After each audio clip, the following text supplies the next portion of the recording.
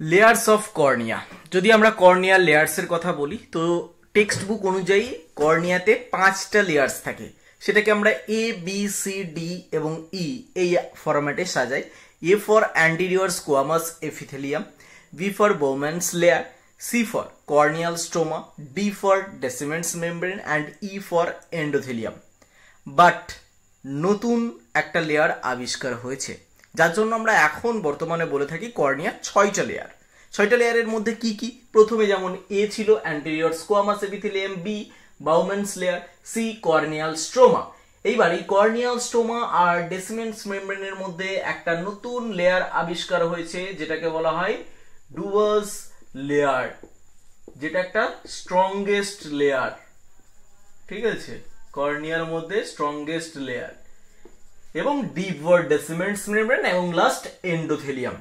এই যে 6টা লেয়ার্স, এর মধ্যে শুধুমাত্র এই যে squamous epithelium, anterior squamous epithelium, এইটা রিজেনারেট হয় এবং চোখের যে পার্টসগুলো রয়েছে, কর্নিয়ার যে লেয়ারগুলো রয়েছে, তার মধ্যে কর্নিয়াল যে এপিথেলিয়াম এটা রিজেনারেট হচ্ছে এবং এটা খুব তাড়াতাড়ি রিজেনারেট হয়। আমাদের বডি পার্টসের মধ্যে যে কোনো অর্গানের ক্ষেত্রে সব থেকে তাড়াতাড়ি যদি কোনো অর্গান রিজেনারেট হয় বা কোনো লেয়ার যদি রিজেনারেট হয় তো সেটা হলো অ্যান্টেরিয়র স্কোয়ামাস এপিথেলিয়াম।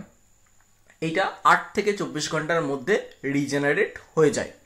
এইবার চোখে যে স্কার ফর্ম হয় সেটা কেন হয়? বাউম্যানস লেয়ারে যদি কোনো কারণে স্ক্র্যাচ হয়ে যায় বা স্কার হয়ে যায় তো সেই ক্ষেত্রে স্কার ফর্ম হয়। দেন কর্নিয়াল ইডিমা বা কর্নিয়া হেজিনেস যেটা হয়ে যায় সেটা কেন হয়? সেখানে এই যে কর্নিয়াল স্ট্রোমা রয়েছে এটা তো কোলাজেন ফিব্রিলস দিয়ে তৈরি, একদম পাতলা পাতলা কোলাজেন ফিব্রিলস দিয়ে তৈরি, যার কারণে কর্নিয়া ট্রান্সপারেন্ট হয় এবং এর মধ্যে যদি কোনো কারণে ওয়াটার ঢুকে যায় তো সেই ক্ষেত্রে কর্নিয়া হেজি হয়ে যায়। এরপর আছে ডেসিমেন্টস মেমব্রেন। ডেসিমেন্টস মেমব্রেন রিজেনারেট হয় এবং লাস্ট এন্ডোথেলিয়াম, এটা একদম ইনারমোস্ট লেয়ার কর্নিয়ার।